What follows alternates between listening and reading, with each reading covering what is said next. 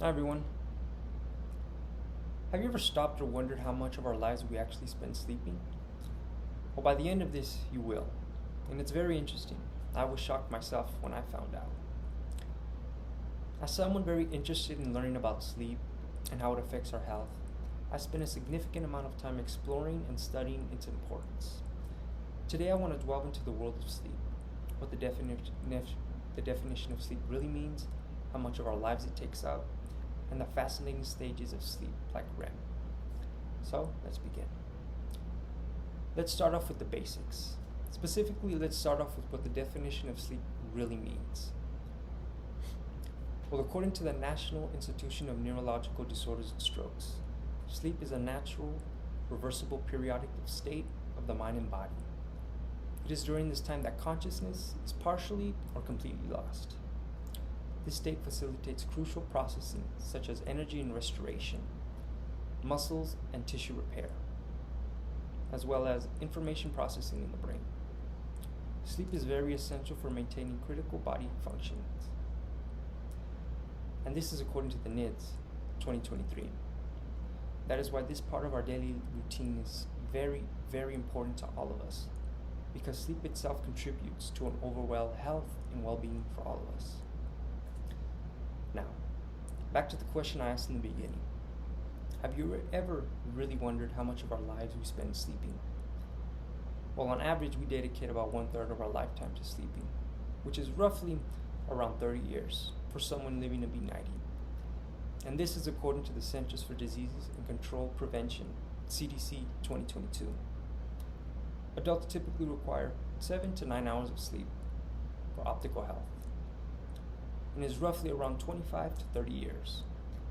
This is equivalent to the time someone spends working, raising a family, pursuing personal interests, pursuing goals, living life, raising a family. And I have to say that it is mind-boggling how time passes by when you really don't think about it. That's why I want to show you a chart that I made. Basically, I put a chart on certain things we do in everyday lives. And I put them into years. So, see if you guys can see it more better. Basically, the total amount of years we spend doing everyday things throughout our lifetime. As you can see, working, eating, watching TV, driving, and bathing is nothing compared to sleeping, which is 30 years. Which is mind-boggling if you think about it. Working is about 10 years. Eating is about 3.5 years. Watching TV is about 9 years, which is a lot. Driving is about 4.5 years. Sleeping, on the other hand, 30 years. Very, very much. And the last one is bathing, which is roughly around 5 months of our lives, which is not a lot, but it is.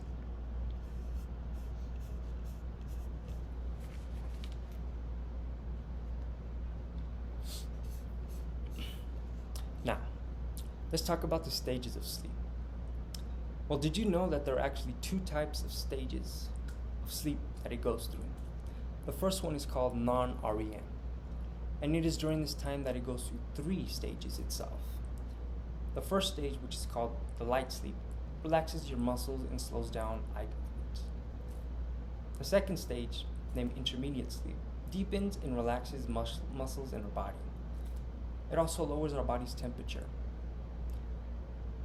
Third one, and the final one that it goes through, known as a deep sleep, is marked by slow delta waves, which are very, very crucial for our body to recover and repair itself. Each of these states is associated with a unique brain activity and physical changes that help us aid in recovery for energy. Meanwhile, the second type of state, known as REM, which stands for rapid eye movement, it is during this time that dreaming occurs, and it is very, very crucial for cognitive functions such as memory consolidation and emotional regulation. Research from the Sleep Foundation highlight the importance of REM for an overall well-being. It also influences everything from learning and memory. all the way to emotional resilience and brain development. And right now I'm going to show you guys a chart that I made discussing roughly around how long each stage lasts.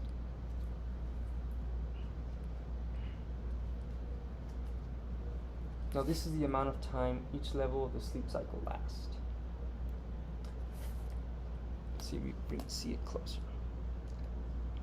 Now, like I said, the first one is called non-REM, which goes through 3 types of cycles: the first, the second, and the third stage. Now, the first stage of the non-REM usually lasts around 1 to 7 minutes on average. The second one usually is roughly around 10 to 20 minutes, which is not a lot. The third stage of the first type of sleep is roughly around 20 to 40 minutes. If you ask me, that is a significant amount of time, but not a lot. And now for REM. This is in itself its second type of sleep. Usually it lasts around 10 to 60 minutes. Like I said, this is where dreaming occurs, the last type of state of sleeping. I want you guys to get a good look. It's mind-boggling if you really think about it.